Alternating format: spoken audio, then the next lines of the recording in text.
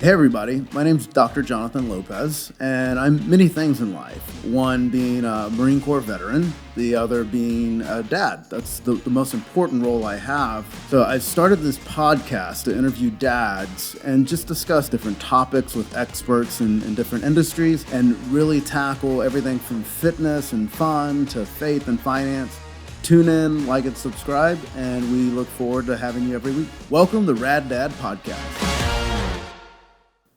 Hey, welcome back, everybody, to the Rad Dad podcast. I'm excited for today's guest. We have a mutual friend that we met through, and she suggested that he be on, and I trust anything that Copper says.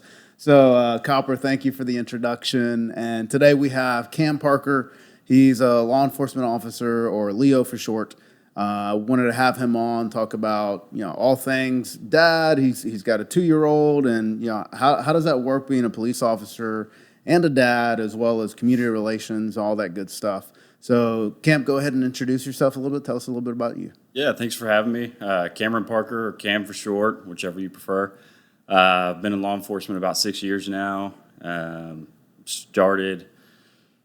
to that, I was with Chick-fil-A for 15 years, so a little shift in careers. And, so you went from having every Sunday off to working having shift. every Sunday off. Or that's the perception anyway. When you're in leadership, at Chick-fil-A, you try to do all you can on Sundays to get ahead when nobody's there and it's nice and quiet. Gotcha. But I got into law enforcement in 2015, and it was my dad's in law enforcement, my brother's in law enforcement. My mom worked for Dallas Police Department as a dispatcher, so it's kind of a family business. Been married for 12 years to Amanda. We have a 2-year-old son. He's a little IVF baby, so he's kind of our miracle, and that's about where we're at right now.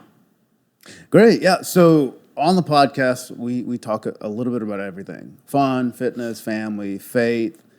Let's start off with fitness, because I know you're an avid CrossFitter like me. I am. You believe in health. So, tell me about your experience with CrossFit, with health, and how you're passing that down to your kiddo. Because on your Instagram, I see your kid working out with you all the time. And it's the cutest thing. He does. And dude's rocking it. Yeah, Mom's told us to calm down with that a little bit. But I got into CrossFit in 2013. Prior to that, I was going to 24-hour fitness, doing the whole, jump from machine to machine with no real purpose. I was always interested in fitness, but didn't really have a direction. And there was a couple that owned a CrossFit gym, Rich and Amy Hampshire, out in Forney, and they tried to talk me into going for about a year, maybe 2 years, just coming into Chick-fil-A saying, "Hey, come check this out, come check this out." I'm not going to drink that Kool-Aid. That's a cult. Back then, it was the CrossFit cult. And so it's definitely a cult. I resisted for a long time, and finally they said, "Look, just come try one workout." And I went and tried my first workout. I think it was snatches and burpees, and loved it. I loved the community. I loved the just emptying the tank, feeling that I'd never got at 24-hour fitness. And our gym is a little garage gym, warehouse type building with no air conditioning, and I loved that as well. So it was kind of the perfect storm. 6 months later, I got certified as a coach, and I've been doing it ever since. I've bounced around to a few gyms just to check them out, and love where I'm at. Love our small little community. So when Jackson was born, people told me, "Hey, you're going to be out of shape. You're not going to be able to go to the gym as much. You're going to get the stereotypical dad bod. Yeah, you're going to get the dad bod. Your life's going to change." And I was just like, I'm not going to let that happen. I don't, I'll let him be involved with it. So at about 6 weeks old, I started, his mom went back to work. She's a teacher, so it may have been longer than that. He was born in May. She went back to work in August, and he just started coming to the gym with me. I was coaching a 9 a.m. class. He'd sit there in his car seat or put him in a bouncer, and I'd work out, and he'd just watch. And as he got to the point where he could stand up and walk at 1, I bought him a little plastic barbell. He started picking that up and mimicking things that I hadn't taught him anything. Was it the plastic barbell from Wad Toys? It's a Amazon knockoff. Okay, I would say yeah. we had that too. I used to own a CrossFit. My son grew up just like yours in a CrossFit. Okay. On a swing, on a balancy, and then the whole plastic barbell and all that good stuff. So now he's got a little 5-pound barbell, and he loves, he watches me take weights on and off, and so he loves to do that himself. He's still getting the hang of how to get the barbell through the weight, without his fingers in the middle of it. But he amazes me. It amazes me what a kid can pick up just by observing. Pull-ups, burpees. He started doing burpees over a barbell one day, just out of nowhere, because he had, assuming, seen the class do it. So we don't have a kids area in our gym. He just runs around with the class. He knows stay away from somebody with a barbell, and he's done a good job of that for a 2-year-old. And it's a blast. It has made the gym immensely more enjoyable for me. And there's a lot of days where I get distracted from my workout. I may have to stop in the middle of it because we have a train track that runs right behind our gym. If he hears that train, he wants to go out and see it. And oh, goodness. Yeah, that could be a bad accident waiting to happen. Yeah. So, if he wants to see it, that's, he's my priority. Fitness can be, sure, it can be put on hold. I can pick that workout back up. I'm not in there trying to win the WOD anymore. It's just, I want to stay in shape. I want to be healthy and set a good example for him. Yeah, and it's funny how they pick up on that. Like I said, my son grew up in a CrossFit as well. He wasn't as active as your son is, doing the burpees and the pull-ups and all that, but he saw it and he enjoyed it and he liked it. And to him, it was just a huge playground. Mm-hmm. And the thing that I love the most about it is, it is a playground. It's an adult playground. But on top of that, if you go to your traditional gym, your 24-hour fitness connection, whatever it is, that's great. I love that people do something. But they keep the kids in one area, in a little kids area, and they don't interact with their parents. So they have no idea what their mom or dad is doing out there. And now you have to reintroduce that. The fortunate thing for your son and my son is they see us working out. Right. They see how hard we work out. And one thing I've always loved about CrossFit is it has always had a service component to it. Mm-hmm. So whether that be military service, law enforcement service, firefighters, tell me about the connection with that. Because one of the first badasses of CrossFit was Greg Edmondson. Mm-hmm. And he was a police officer, tried out CrossFit, liked it, and is still doing it. And dude is, close to 40 now and doesn't look like it. Yeah. So it's funny you mentioned him. I read his book a while back. I think it's Your Wife Is Not Your Sister. It was a great book. There's a lot of good marriage advice in there from a different perspective. You get the traditional marriage books that are kind of hard to read sometimes, but his had a nice perspective that I appreciated. But for me, CrossFit's functional. I can go sprint. I can go lift heavy. I can climb a rope. I can do pull-ups. All those things are going to translate over into some of what I'm doing in my job, and so that's why I stick with it. I think it gives me the best advantage to perform well at what I do day to day. I just remember him talking about it one day. I don't remember if it was a video or on Instagram, and he talked about why he pushed himself so much in the gym, and it's because it translated to his job. And in his job, it's a difference for life and death. Mm-hmm. He's just like, I could be chasing down a criminal and they have a gun, they have a knife or something. And if I'm out of breath and have to stop and they attack me, then what? I'm not there for my family. Yeah. So the first time I remember being in defensive tactics training in the academy, and, they mentioned that you're going to be in a 1-minute fight for training. And you think, 1 minute, I can do that. Doesn't sound That's very easy. Long. Yeah. A 1-minute fight is totally different than a 1-minute workout or a 10-minute workout. You will be completely gassed. So if I can go to CrossFit and, do a Fran type workout, one that's, got a shorter time domain, and I can just go full send and get myself to that point where I am uncomfortable but still moving, that I think is where CrossFit translates over is get uncomfortable, stay uncomfortable, and figure out a way to enjoy being in that dark place. Because in law enforcement, if you get into that fight, it could be a minute, 2 minutes, 10 minutes, depending on what agency you work for somebody else to be there to help. And you're right, it's a fight for your life sometimes. So, you can't quit. There's no quitting in the job that we do. And so in CrossFit, you can kind of compare those two things and say, all right, I can train for this by getting uncomfortable in this workout and then staying uncomfortable. And then at the end of it, managing that heart rate.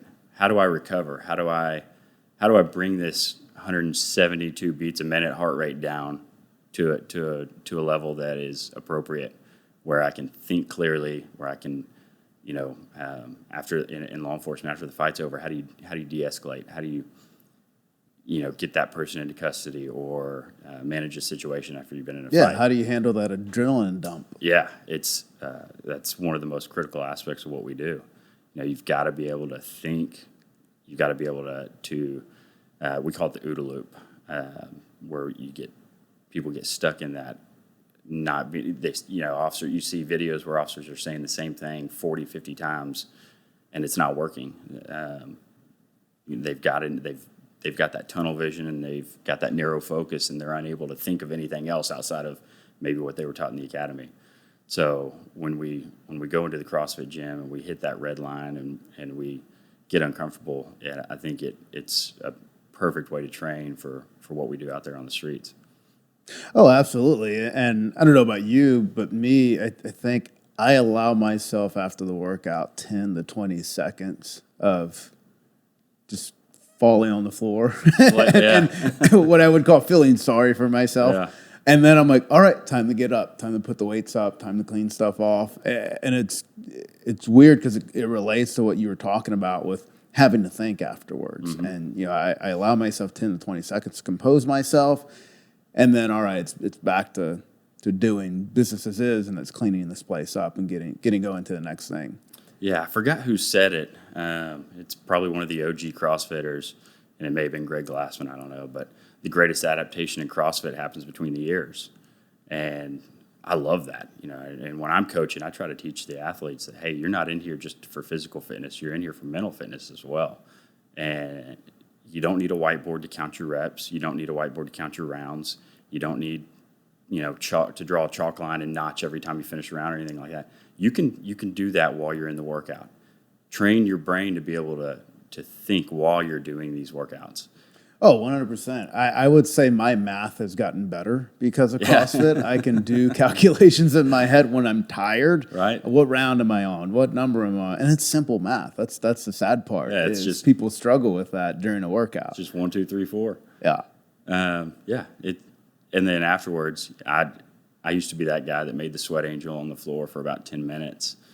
And I listened to somebody talk about, hey, get up, get on your feet. That being on your back is a position of defeat. And it's hard to recover when you're laying on your back, too. It feels good at the time, unless you've just done a bunch of thrusters and your legs are on fire. But, I try to get up, maybe kneel down. And now that Jackson's in the gym with me, it's even more important for him to see me finish that workout, be completely gassed, and then stand up, walk around, and not look quite so defeated. I'll still look pretty defeated after some workouts. But, some of them are still hard. I mean, we've got the Murph coming up on Monday since it's Memorial Day. So yeah. it's one I always look forward to. That's one that I don't mind laying there a little bit longer, making my sweat angel, or I say it's a murder scene of sweat after I get done with Murph. I sweat a lot in general, and it's Texas. It's going to be hot on Monday, so great things to look forward to. Yeah, I've got a picture of my dad after last year's Murph. I'm laying on the ground, in a plate carrier, and he's standing over me, 65 years old. He's standing over me flexing. I don't know if he did half Murph or he didn't do a plate carrier or he's just a lot more fit than I am at 65. But he finished before I did, and then when I got done, he decided to just stand over me and flex while somebody took a photo. So, yeah, for the non-CrossFitters out there, Murph is named after Lieutenant Michael Murphy from the United States Navy. He was a Navy SEAL, and it's a mile run, 100 pull-ups, 200 push-ups, 300 air squats, and another mile run. So you can imagine why we would be laying on the ground after that. And it's in honor of Lieutenant Michael Murphy. So looking forward to doing that again on Monday. But one of the main reasons I brought you on was I feel like during the past 2.5+ years, there's been a lot of tension with law enforcement officers, from everything that happened in Minnesota and elsewhere. We won't get into all the politics of it, but one thing that I always found important, especially when I grew up, was community relations with law enforcement officers. And I still remember the officer's name from my elementary school, which was a very long time ago. Yeah. It was Officer Smith, and he was, 6'6", 6'8", African-American man, could just block out the sun. That's how big he was. And he was our DARE officer. And it wasn't just talking about DARE, it was talking about relationships with law enforcement officers they're our friend. I've had several run-ins with law enforcement officers, from speeding and as a crazy teenager and college student. But I never felt like I was in a dangerous situation or I needed to be adversarial to them. It was always a talking, working relationship. So tell me a little bit more about your job, how you're doing that, and what you want to do forward to kind of repair some of those relations with the community. Yeah, so and it's complicated right now. The media, the national narrative on policing, it's not pretty. And like I said, we don't have to get into the politics of it, but I got into law enforcement in 2015, 2016, and it was one of those things where growing up, I thought that's what I wanted to do. As I got older, I thought there's no way I can do that. But after the Dallas shootings, I thought, that I got to do something. And really, that's honestly when kind of that narrative started, was way back in 2016. And so I talked to my dad. That was going to be a big factor for me. If he said stay away, I was going to stay away. If he said go for it, I was going to give it a shot. It's terrified me, the idea of becoming a police officer. Terrified my wife. Her dad's a police officer as well. So she grew up with it. I grew up with it. And my dad told me to go for it. And I saw this pride in his eyes when he learned that I was interested in becoming a cop. And so I did it. I applied with a couple agencies out, in the suburbs. I got the job, went through the academy, and you get out on the streets and you figure out real quick that, there's good and evil in the world. Evil doesn't have a color, doesn't have a demographic, rich, poor, every race, there's evil, but there's also good in people as well. And so I kind of take a lesson that I learned back at Chick-fil-A. One guest at a time is what we used to say at Chick-fil-A. One guest at a time, one guest at a time. So that person you're dealing with right there, that's the most important thing at that moment. And everybody's got a story. So I might have to take you to jail, but that doesn't necessarily mean you're a bad person. It means you made a mistake. So I'm going to treat you with as much honor and dignity as I can. Now, that changes a little bit if somebody decides to fight, if they decide, they want to. Yeah, absolutely. They want to try to resist a little bit. But, so DWIs are something I deal with a lot. That's kind of been the niche that I've gravitated towards. I've had some friends that have been involved in those, and so it kind of resonated with me. But when I'm arresting somebody for a DWI, I think it's an egregious violation. I think you really put people in danger when you do that, when you get out there and you drive intoxicated on the streets.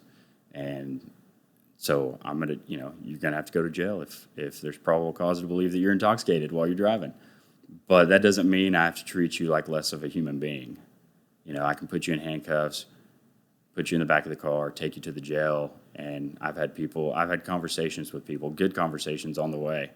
We get there and had great conversations. And, A lot of people are real down, especially people that have never been arrested before. They're terrified. And so it's like, hey, you made a mistake.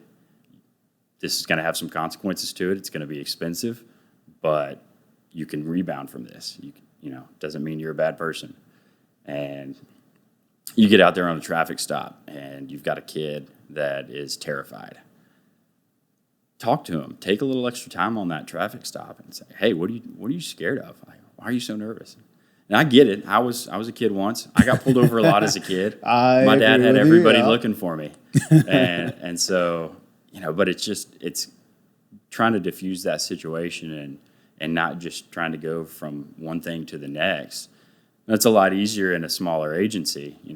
I can't imagine being at Dallas PD and, having just stacks of calls where you got to go, one after another all night.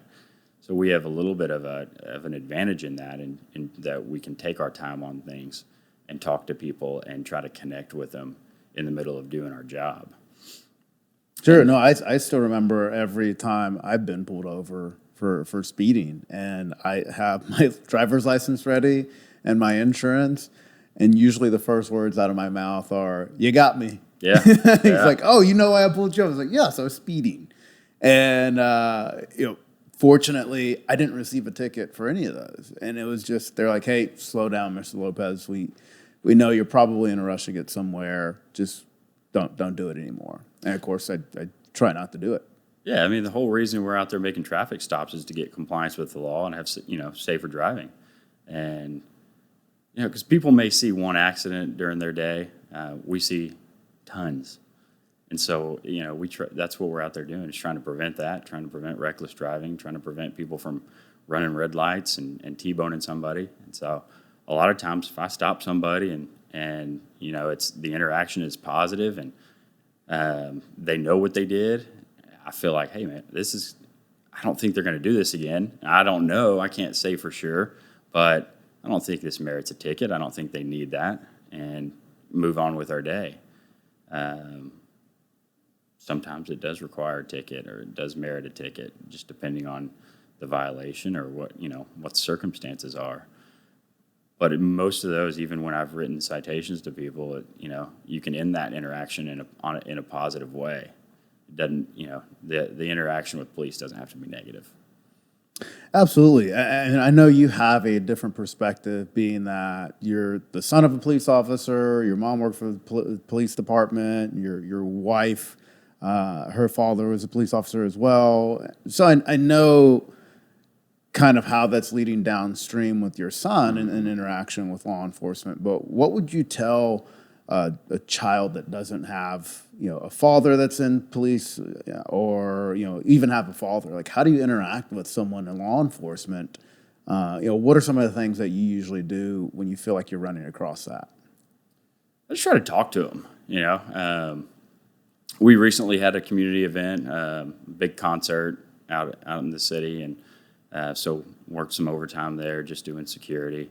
And kids are walking by all day. Just stop and talk to those kids. Shake their hand, give them a high five, show them the police car. Try to bring their nervousness down a little bit and show them that we're just humans too. I mean, cops are humans. We've got families that we go home to. We've got kids. We've got stressors. We worry about finances and everything that everybody else worries about in the world. We've got those same concerns. We just happen to put, a vest and badge and gun on every day and go out there and try to serve the community. So, I would just encourage people to, if you're hesitant or if you've got some apprehensions about police officers, find one on the streets, go talk to them. Most of us are completely willing to sit there and have a conversation with you, as long as we don't get called away for something. A lot of agencies are doing, various community activities like Coffee with a Cop, and stuff like that, where they're going out into the community saying, hey, we're going to have some officers here for a certain amount of time. Come have a cup of coffee with us, talk to us, learn about what we do. And we want to learn about you, your concerns, how we can ease those concerns. And so I think those are some great programs. But at the end of the day, a lot of the problems we have in this world, if we'd turn off the TV, put down our phones, and just go have conversations. You drive through neighborhoods and And you don't see, I don't know how you grew up, but when I grew up, I mean, kids were playing in the street. We had a permanent home plate and second base spray painted on the street. And then we would throw first and third out there, and we'd play kickball all the time. And parents would be out talking to each other. You don't see that as much anymore. It's unfortunate. No, and I would agree with you. It's an unfortunate thing. It's exactly how I grew up. You have your neighborhood kids, you talk to them. I always refer it back to the human connection. And that's what's slowly been taken out of society is that human connection, that interaction. Everything is done on a screen, on a phone, through text. There's lack of there's a loss of translation there in text. You don't get emotion. You don't get to read that person either.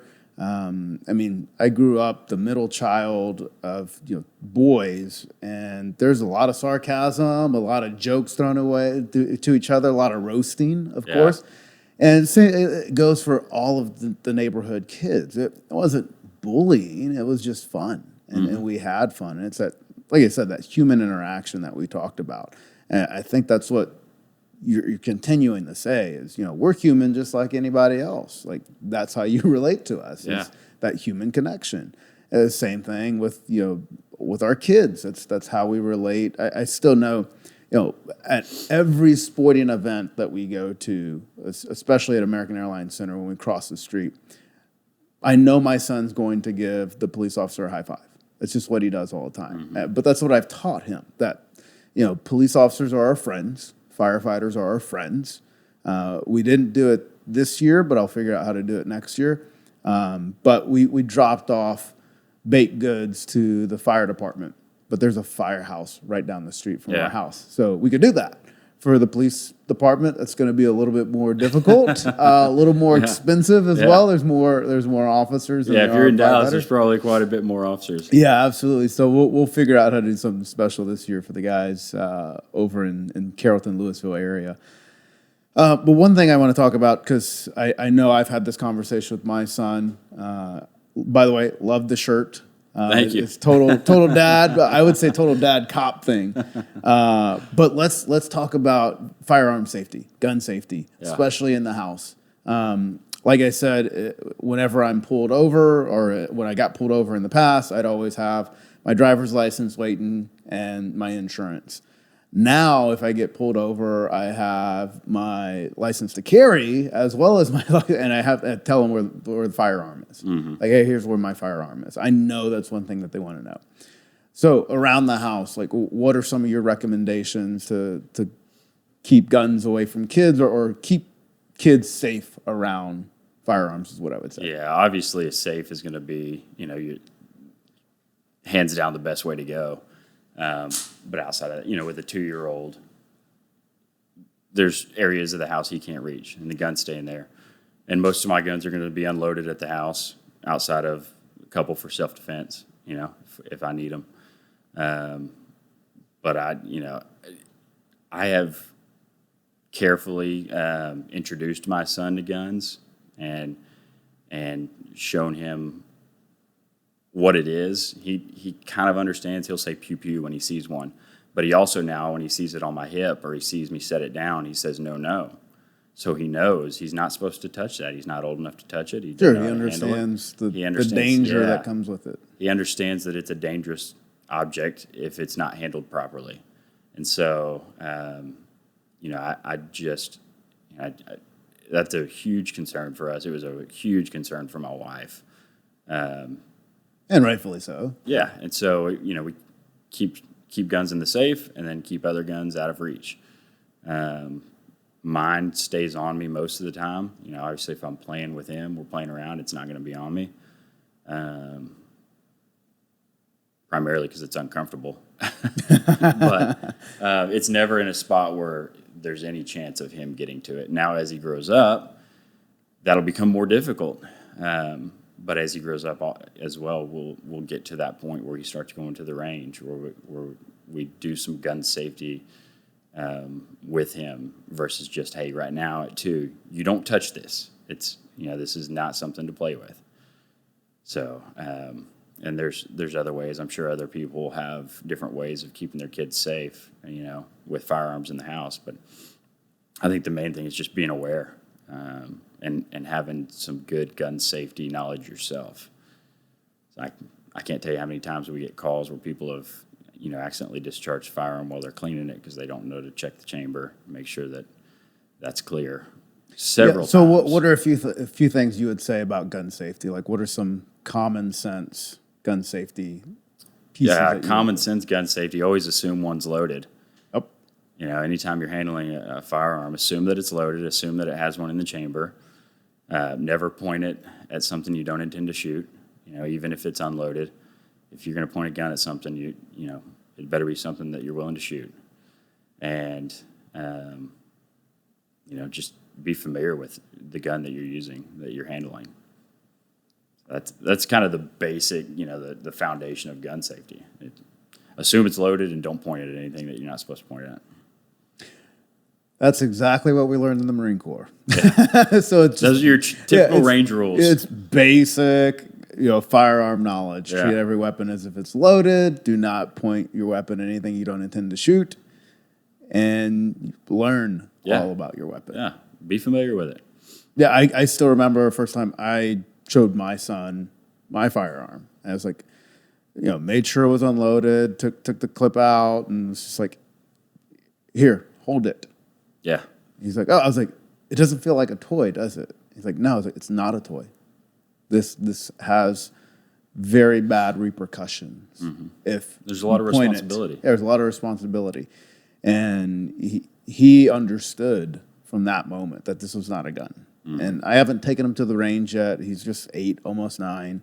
I think once he gets 10, I'll take him and show him around and show him some of those common safety pointers that we were talking about. But, it's, again, for me and for you, it's self-defense for the home, to defend the home. So that's why all of my weapons are locked up.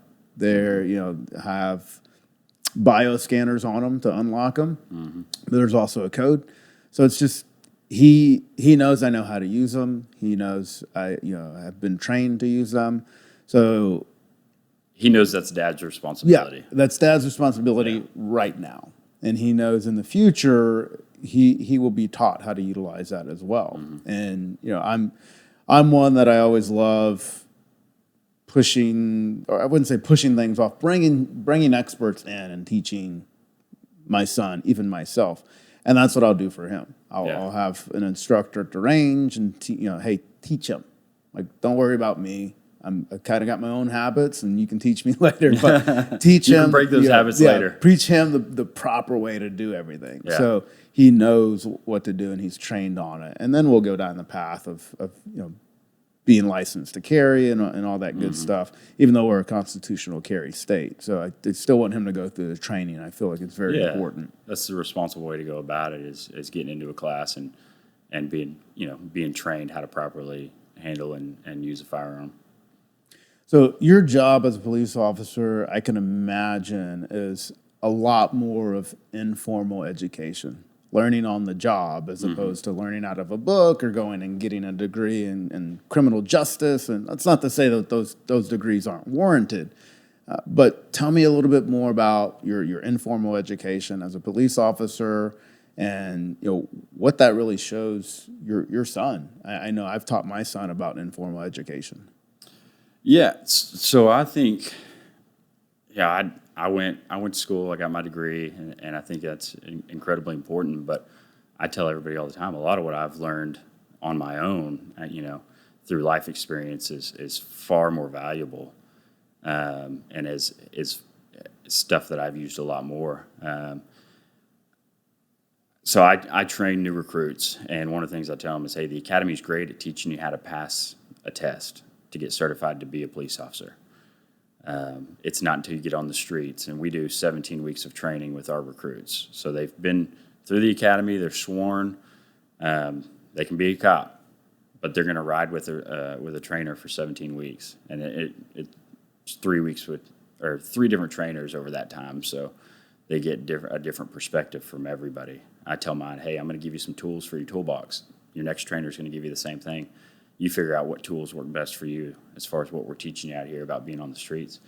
But the knowledge you get from seeking from talking to officers with more experience, or just being out there and experiencing different calls, is you can't replace that. And it's something that you're not going to get in the academy. You're not going to get going to school with a criminal justice degree.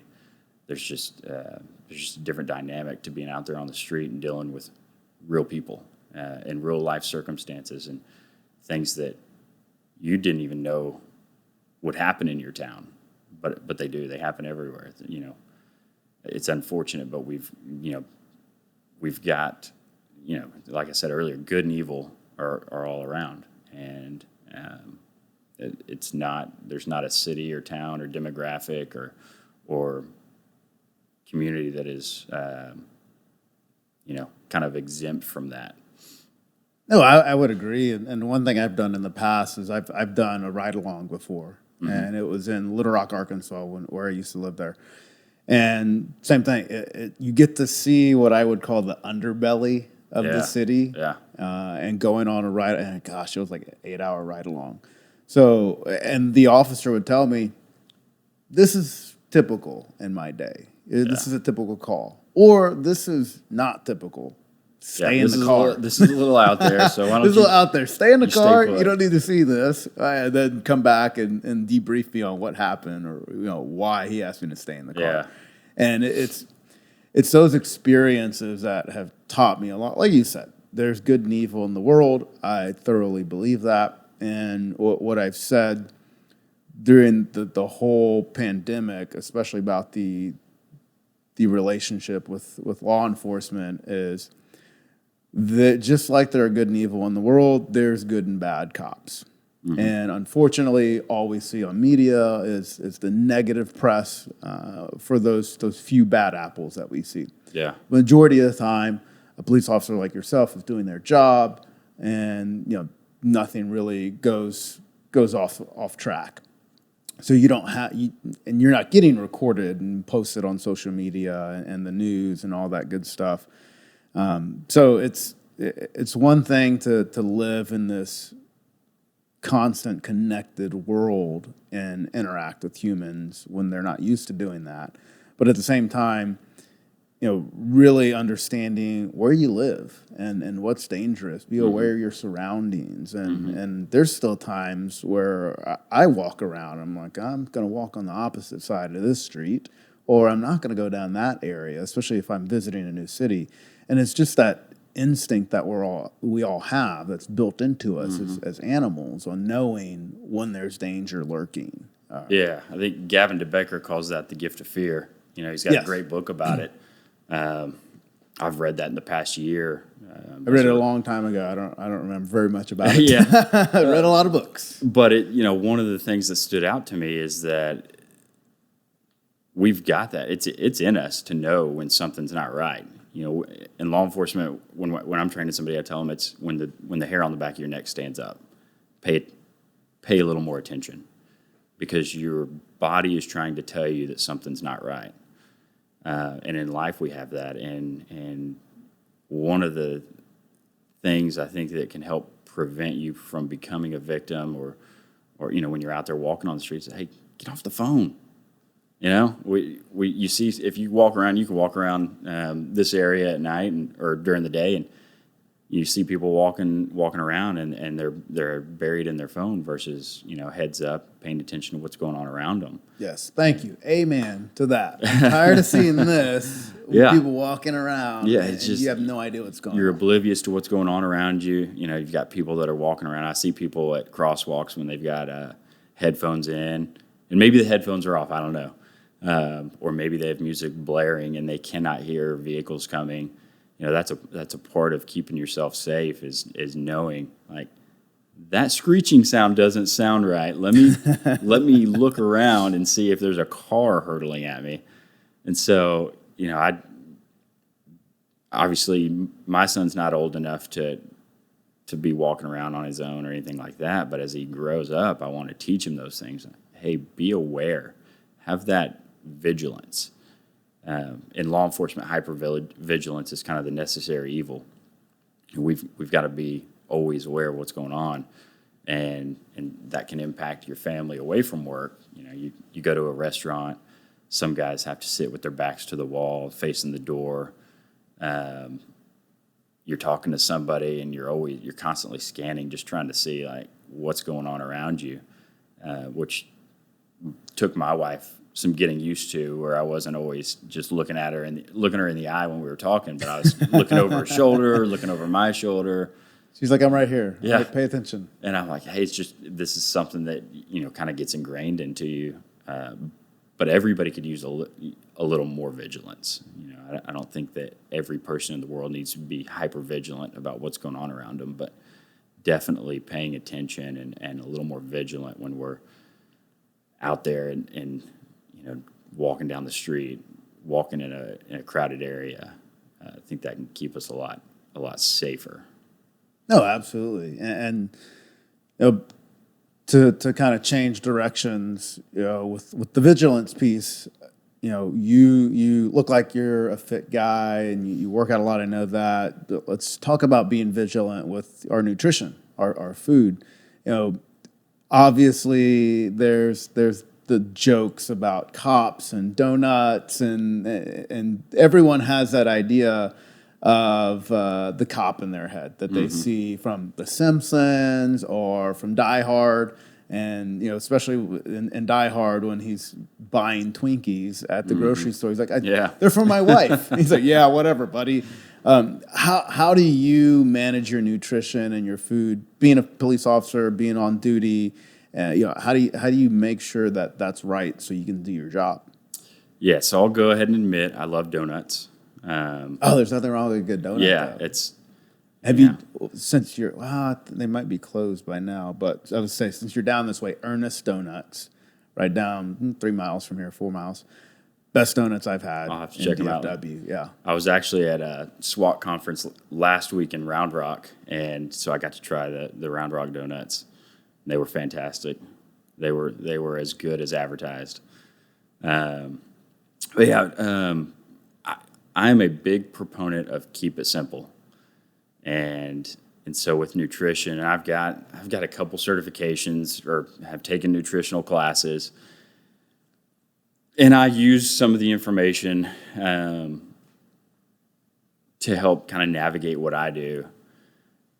I'm not a big macros guy. I don't count. I don't like weighing food. I've had people tell me, hey, you can get a 6-pack by, you know, weighing your food and counting your carbs and proteins and fats, and that I'm not anti counting macros or anything like that. I'm not anti keto, whatever people want to try. If it works for you, good. If you've done blood tests and your markers are all good, if you feel good, and then that diet is working for you. That lifestyle is going to work for you. For me, it's just keeping it simple. I try to eat whole foods, real foods, meat, veggies, nuts and seeds. I love potatoes. I love rice. And so that's kind of what my diet consists of. And working nights, if I'm not prepared, if I haven't meal prepped, and you got to go eat somewhere, I try to go somewhere where I can kind of get something along those lines. I tend to go to the same place almost every day that I'm working where I have to eat out, and I just get a bowl. So I generally do rice, meat, throw some veggies in there, and call it a day. But, you know, I'm just real big on keeping it simple. So anything you can find on the, you know, perimeter of the grocery store is where I try to yeah, I would agree with that. And yeah, I think several people know I do a carnivore-based diet where it's just meat and fruit and, you know, some cheese as well. But it's simple. I always say, is it an Instagram-worthy meal? Not really. Yeah. it's steak. And I've even added in some rice into there and sweet potatoes for carbs, especially on my heavy workout days. But again, it's just keeping it simple. And when you keep it simple, it's easy to pass it down to your kids because it's simple. It's not overcomplicated.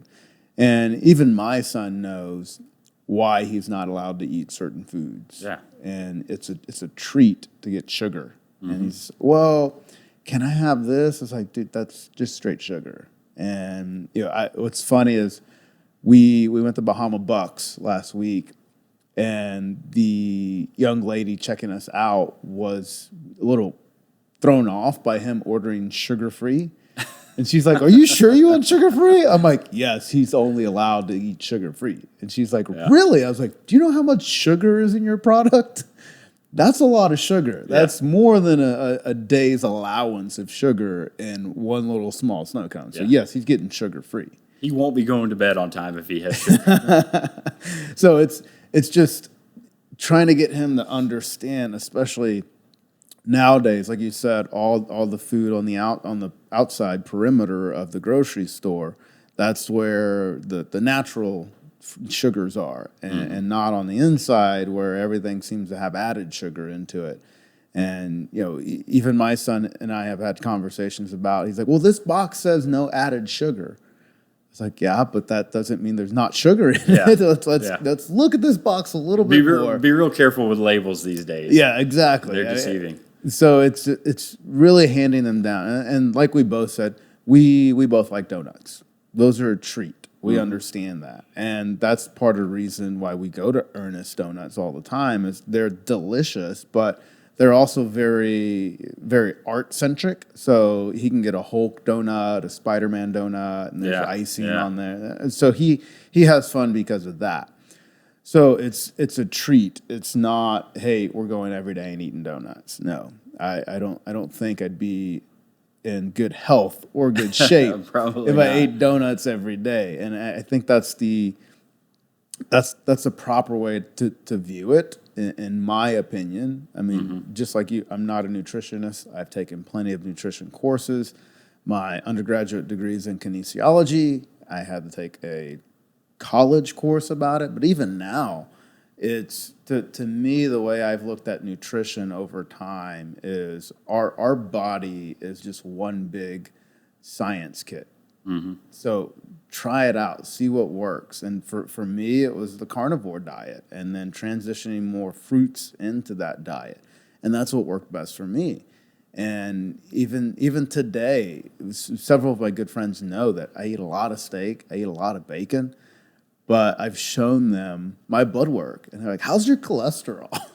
And they're like, oh, your cholesterol is really good. How is that? I'm like, well, there's a discrepancy or a misnomer that food cholesterol equals blood cholesterol. So if you have a lot of cholesterol in your diet, you're going to have high cholesterol, which is not true.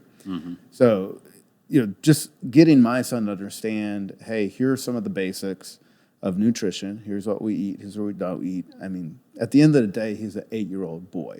So he's going to want some mac and cheese and chicken nuggets, or as he says, I think it was on TikTok, they say mac and cheese with the chicken strips. So he says that a lot right now. He's like, all right, so you really mean chicken nuggets? Or, I mean, hands down, Chick-fil-A has the best nuggets, in my opinion. I agree with that. And I always say one thing about Chick-fil-A is the calories at Chick-fil-A don't count because those are God's calories. Absolutely. So little bit more about your son. Tell me, what have you noticed as a dad that's kind of changed your position, not only as a man, but as a law enforcement officer? Like how has that changed you? Yeah, so one of the first things that, I have a really bad habit, and I've known all along the dangers of being stuck in your phone all the time, and how unproductive that can be, and the effect that it has on other relationships. When you're with somebody and you're constantly on your phone, it's hard to connect to that person. Well, when we had Jackson, I don't know why, but it stood out even more when I'd be sitting with him or playing with him, and I'd check my phone. I'm like, he notices this. He's young. He may be they notice everything. 1 or 2, but he notices. And I think it's the fact that he noticed. He mimics me in the gym, where I'm like, I don't want him thinking this is okay. When we're at the dinner table, I don't want him thinking it's okay to be on the phone. So I've really made an effort to just put it away. When I'm with my wife at lunch, we're as a family, we go eat somewhere. Leave it in my pocket. Now I pull it out to take a lot of pictures. Jackson's taking my more phone's full of than it- pictures of my kid. Thousands. So that's one thing. But just if it's something with work, it can wait. Unless I'm being called out to something and I've got a different ringtone for that. So I'll know if it's something I have to get to, then I'll get to it. But if not, it can wait until I'm done spending time with my family. If I'm hanging out with Jackson, it can wait. And so that's probably one of the best adjustments I've made. It's been freeing to disconnect a little bit because I didn't have a cell phone until I was probably 21, and I just think back to.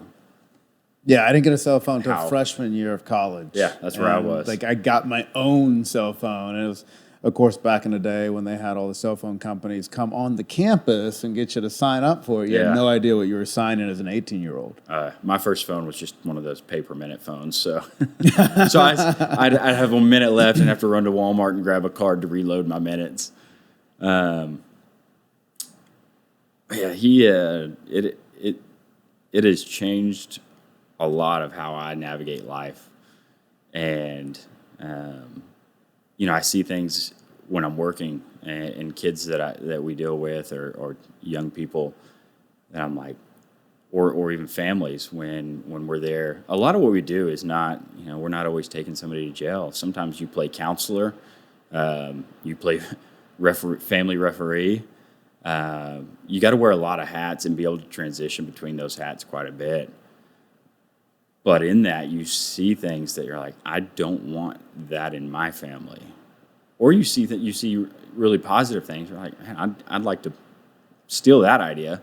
I'd like to steal what this family's doing and sure, do that I for think myself. any good dad does that. They steal ideas from other dads. Like, hey, I like that. You've got to learn from other dads who are doing it right. And that kind of takes me back. It's a little off subject, but back when I was working at Chick-fil-A, my boss, who was one of the biggest mentors in my life, his name was Roger Clark. He owns a few Chick-fil-A's, but we had a group of men. We called it 5 Guys, No Lies. That's how we started. It ended up being more than 5 guys, but we would. It's a catchy name. So you got to keep it. So we would set goals. All of us had to put our goals on paper when we started. Goals for that year. In relations to finances, family, leadership, marriage, and then we would select a book. So we kind of rotated, pick a book. It doesn't have to be nonfiction. You can pick a fiction book, and we have assigned reading. We meet every 2 weeks. We'd meet in the morning. So we'd go in, we'd discuss that book. We'd talk about how we were doing with our goals, how our marriages were going, how we were doing, just at trying to improve as men. And I think that is just immensely important for anybody who has that growth mindset that wants to get better at life is put yourself around people who can make you better, who will push you to be better. I don't know if he's the original person to say it, but when I was at Chick-fil-A, Truett Cathy would always say the difference between you now and you in 5 years are the people you associate with and the books you read. And I don't know if there's a more accurate quote or kind of saying out there. I would agree. Has resonated with me. I mean, all of my close friends, one are close friends for a reason, whether it's rooted in faith, business, or fatherhood. It just so happens that they're all great dads, and a lot of them are great husbands as well. So it's just like Truett Cathy said, it's the people that you surround yourself with. I'm a firm believer in that, and that's what I've tried to distill to my son is be careful about who you surround yourself with. Yeah, absolutely. And even this year, he's in 2nd grade, and I had to have a conversation with this teacher about him misbehaving in class, and it was a kid that he was sitting next to. They would talk all the time. And my suggestion was, well, maybe he doesn't sit next to that kid. Yeah. That's kind of a simple answer, right?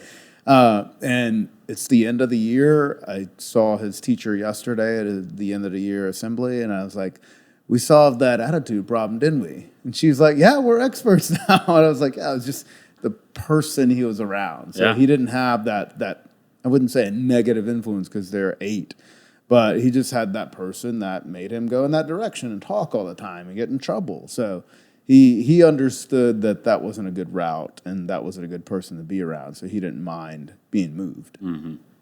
Yeah, we don't see that when we're younger, but as we grow up, we start to realize this is really true. The people I associate with, I become like. Yeah, absolutely.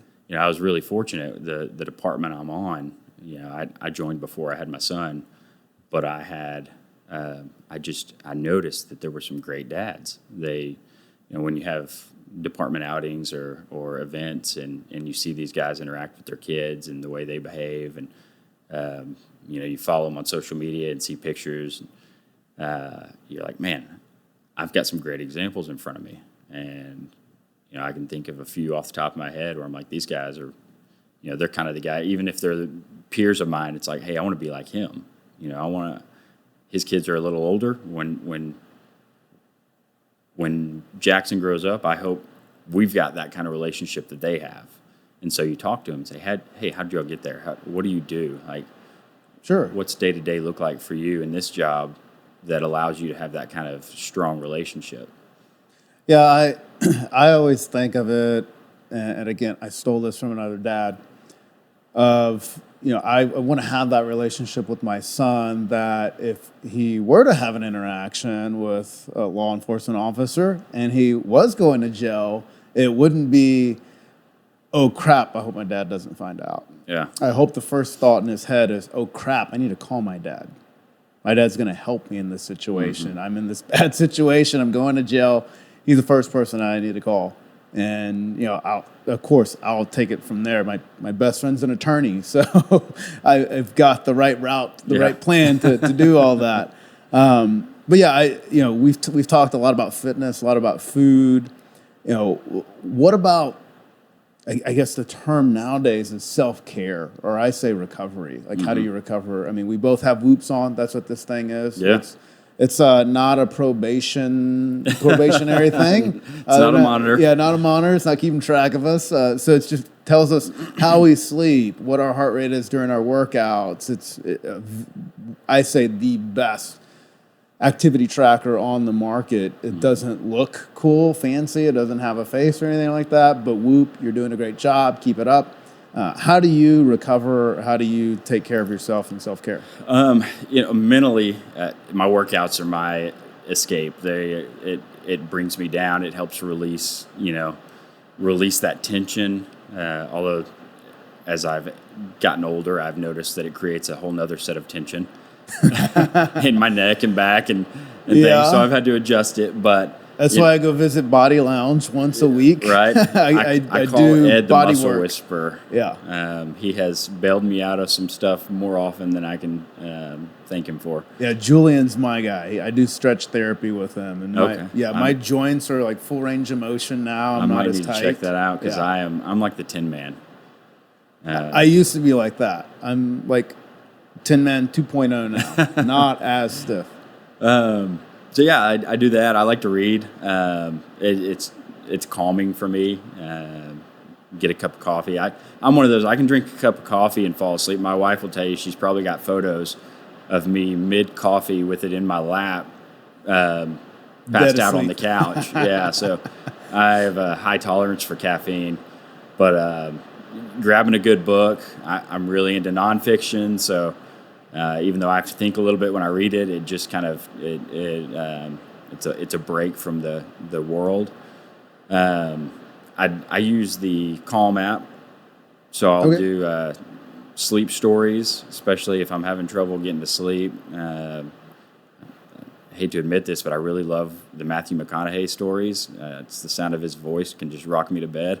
Oh, dude, the Green Lights. Yeah. I blew through his Green Light book because it was an audio book. I was like, I just want to listen to him talk. Yeah, listen to him talk. I also use an app called State. It's a breathing app, and it's got different kind of settings where if you want to do it before a workout, it'll gear you up for a workout. If you need to If you want to bring the heart rate down and get ready for bed, it'll do that. And then I just hanging out with my son. It has been the last 2 years with him. He has been a huge blessing as far as just being able to disconnect from every other concern I have and just focus on him. I grew up, most kids in high school, they're like, hey, I want to be a baseball player, I want to be a football player, professional athlete, something. I was like, I want to be a dad, it was weird for an 18-year-old guy to be saying that, but that's what I wanted to do. I wanted to be a dad. So my wife and I got married when I think I was 25, she was 26, and we had some difficulties getting pregnant for a while, and we finally decided to do IVF, and that was a whole nother hurdle. Yeah, it's a whole other 30-minute conversation. Yeah, that was a whole other conversation. But when Jackson came into this world, it just changed my life, and he brings me so much joy, that kid. And if you've seen any of the videos that I post of him, he's just full of joy. It's amazing, and I just watch him, and I'm like, I know he's trying to mimic me, but I kind of want to be like him. I want that joy to dance in the middle of the gym when nobody else is dancing. To just laugh at the most random things. We'll be driving down the street, and he loves, for some reason or another, I don't know, I think it's because of how positive it sounds, but he loves Andy Grammer. So we listen to a lot of Andy Grammer, and he's 2, but he will sing along and learn those songs. He learns these songs. I'm like, he's 2 years old. How is he doing this? I don't even remember lyrics that well. But he'll just start randomly shouting it out when a song he likes comes on. I'm like, this kid is living life, and I hope I can lead him and parent him in a way that he never loses that. And so that to me helps me relax, helps me, and I know people say parenting is very stressful, and there are times that it is, especially at 2 years old.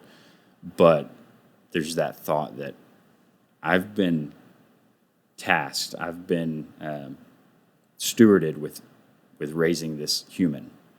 And so to me, that's a blessing. That is a responsibility that I thoroughly enjoy and just incredibly thankful for. So I could be mediocre at everything else in life as long as I'm a great dad. And that's, at the end of the day, I will sleep well if I have done that every day, if I have been a great dad to him.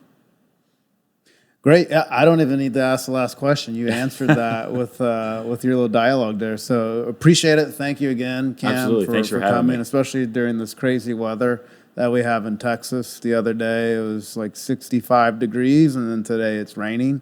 Only in Texas. Only in Texas, and God bless Texas, and please keep the heat away as long as possible. So join us next time. We'll have another awesome guest on the Rad Dad podcast. And we look forward to continue this conversation with you and continuing you and support you and everything you do as a law enforcement officer. Thank you. And thank you. Thanks for joining Rad Dad Podcast, everyone. Please like and subscribe, and we'll see you on the next episode.